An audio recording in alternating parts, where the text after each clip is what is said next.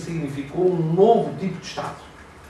Se um Estado se define por 3 elementos ou condições de existência, o elemento geográfico, o território, o elemento humano, o povo, e o elemento político, o poder político, então não há dúvida que hoje, na fase pós-imperial, temos um território limitado, idêntico àquele que existia 500 anos antes.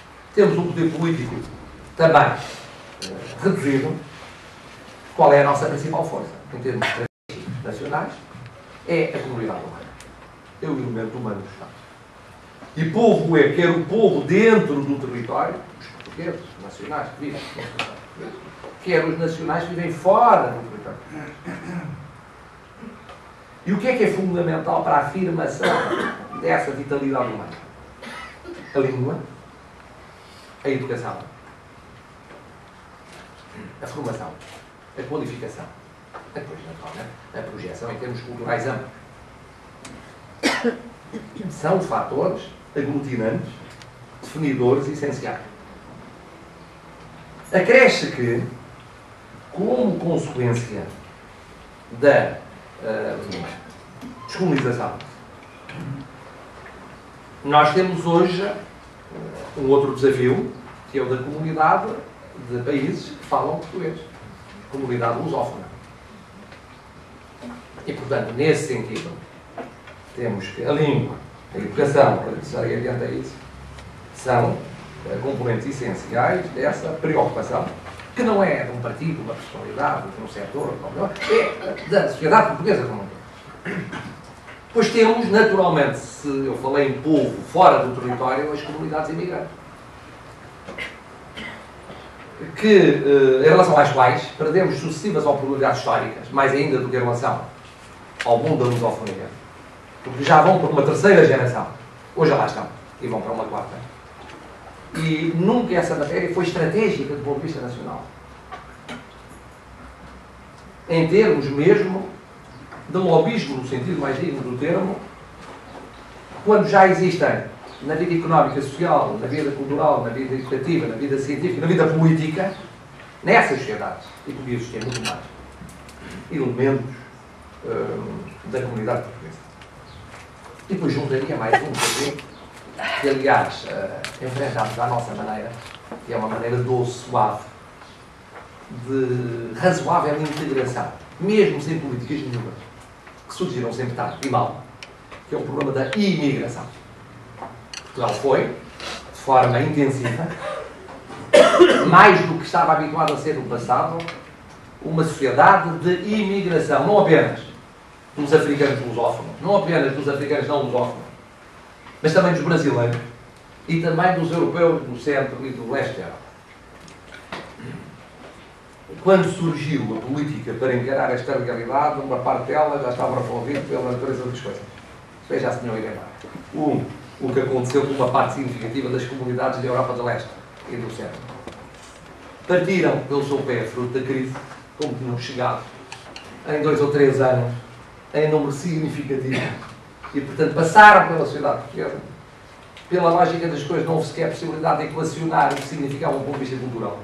E tinham, em termos de habilitações literárias e em termos culturais, vários deles, uma componente muito interessante para a sociedade portuguesa e muito enriquecedora. Também é verdade que foram comunidades que, em muitos casos, se não integraram da mesma maneira que as comunidades africanas ou brasileiras. O saldo global, em termos de integração, apesar de tudo, é dos melhores em termos do quadro europeu, mas aí está uma matéria em que nunca houve um debate efetivo, exaustivo e interessante na sociedade portuguesa. Mas também não houve em relação aos imigrantes. E também houve pouco em relação à CPLP. Portanto, diria, estes vetores estratégicos nacionais é raríssimo serem objeto de atenção mínima na sociedade. Depois, segundo desafio, a democratização. A nossa democracia é simultaneamente muito velha e muito nova. É muito nova, pela lógica das coisas. Hoje tem 30 e poucos anos. E liberta da tutela militar. Tem menos que isso. Bom, sim, tem menos que isso, tem 20 e tal anos. E, portanto, indica-se de muito nova. O enraizamento dos partidos, fraco, em termos sociais. Foram criados de cima para baixo, portanto, tiveram de se realizar. Muito relativamente. A debilidade de muitos parceiros económicos e sociais, que projeta a debilidade tradicional do associativismo português, a forma como rapidamente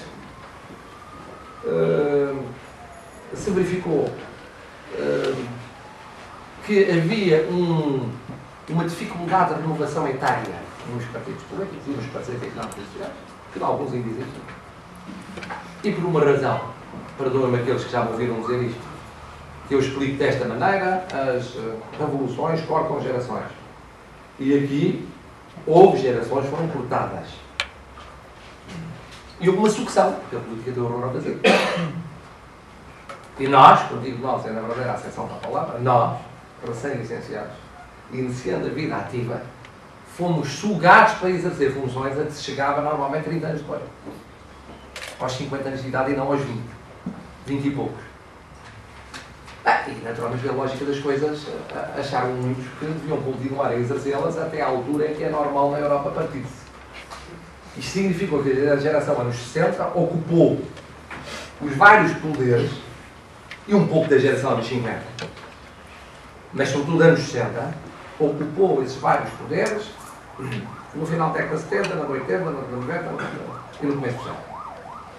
A renovação dos partidos, em termos etários, começou praticamente só na viragem do século. Em alguns, ainda não começou.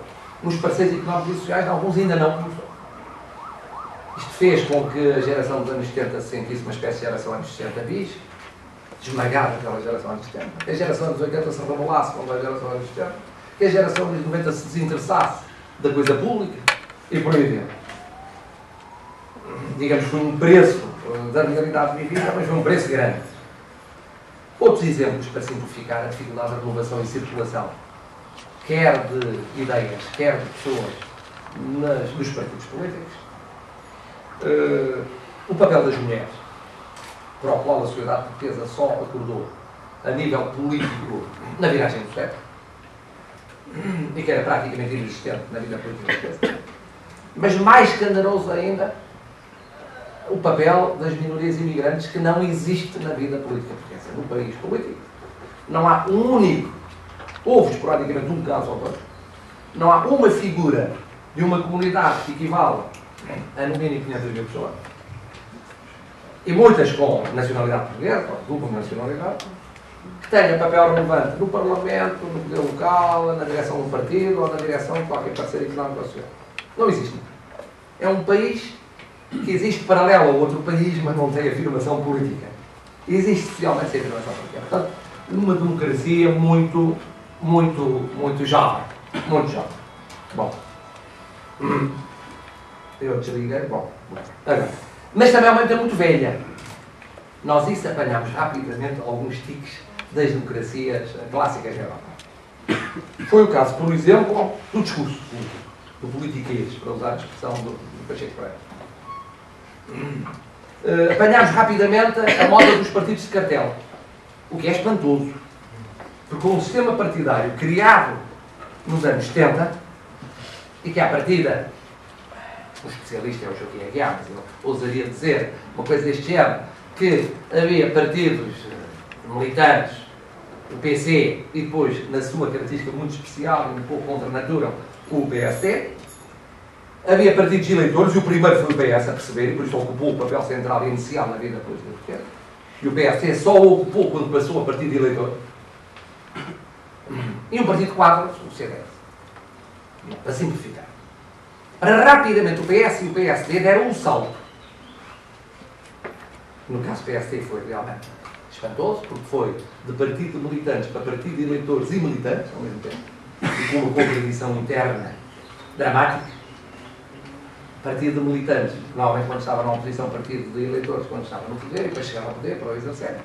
Mas rapidamente passou para partido de cartel. E o PS rapidamente se converteu de partido de eleitores a partido de cartel. Isto é, acordando entre eles, quando conseguem acordar, como temos visto, pontos fundamentais do funcionamento, ou não funcionamento. Também quando não funciona, é porque acordaram não funcionar. Do funcionamento ou não funcionamento do sistema, encostados ao poder político, que é nacional, que é local.